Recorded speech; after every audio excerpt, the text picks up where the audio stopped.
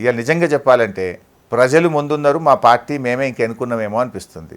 ప్రజలు ఈ ప్రభుత్వాన్ని బుద్ధి చెప్పడానికి, ప్రజలు బీఆర్ఎస్కు ఓట్లేయడానికి ఇలా బీఆర్ఎస్ వైపు ప్రజలు చూస్తున్నారు.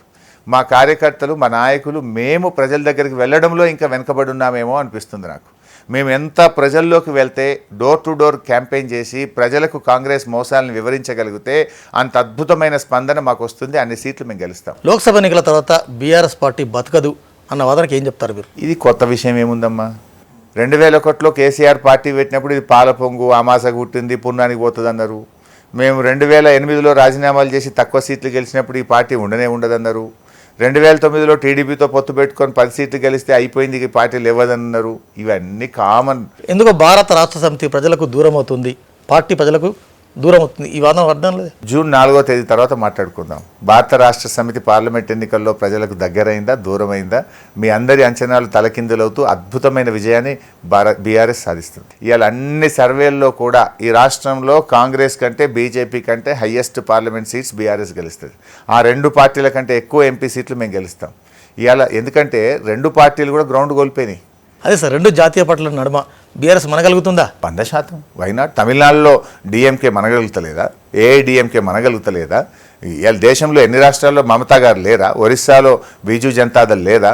డెఫినెట్గా మా పార్టీ ఉంటుంది. ఒకసారి ఓడిపోయినంత మాత్రాన ఇక ఇది ఉండదు పోతుంది అని కొంతమంది చేసేటువంటి దుష్ప్రచారాన్ని మీడియా కూడా నమ్మొద్దు, రాష్ట్ర ప్రజలు కూడా నమ్మొద్దు. ప్రభుత్వాన్ని పడగొడతారా? ఎన్నికల తర్వాత బీఆర్ఎస్ను మూసేస్తారా? మాకు అవసరమే. ప్రభుత్వాన్ని పడగొట్టే అవసరము లేదు, బీఆర్ఎస్ను మూసే ప్రశ్నే ఉత్పన్నం కాదు. డెఫినెట్గా బీఆర్ఎస్ ప్రధాన ప్రతిపక్ష పార్టీగా మేము ప్రజల పక్షాన ఉద్యమాలు చేస్తాం, ప్రభుత్వం మీద ఒత్తిడి చేస్తాం, ప్రజాక్షేత్రంలో మరింత కీలకంగా ప్రజలకు దగ్గరగా మేము పనిచేస్తాం.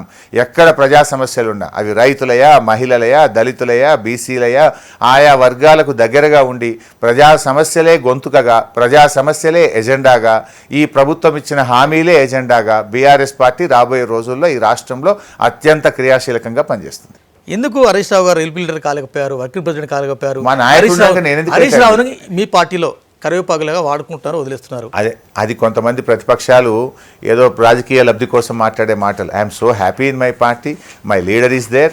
నేను మా నాయకుడు ఇచ్చిన ప్రతి హామీని తూచా తప్పకుండా గీత గీస్తే దాటకుండా పనిచేసే నీతి నిజాయితీ నిబద్ధత కలిగిన క్యారెక్టర్ కలిగిన నాయకుడిని నేను వ్యక్తిత్వం ముఖ్యం తప్ప పదవులు నాకు ఎప్పుడూ ముఖ్యం కాదు. కానీ మీ పార్టీ క్యాడర్లో ఒక వాదన బలంగా ఉంది, పొగడతలకు కేసీఆర్ కేటీఆర్, తిట్లకు మాత్రం హరీష్ రావు. తప్పు మాట అండి, ఇదంతా తప్పు. We're all united, our party is united, we're working under the leadership of KCR.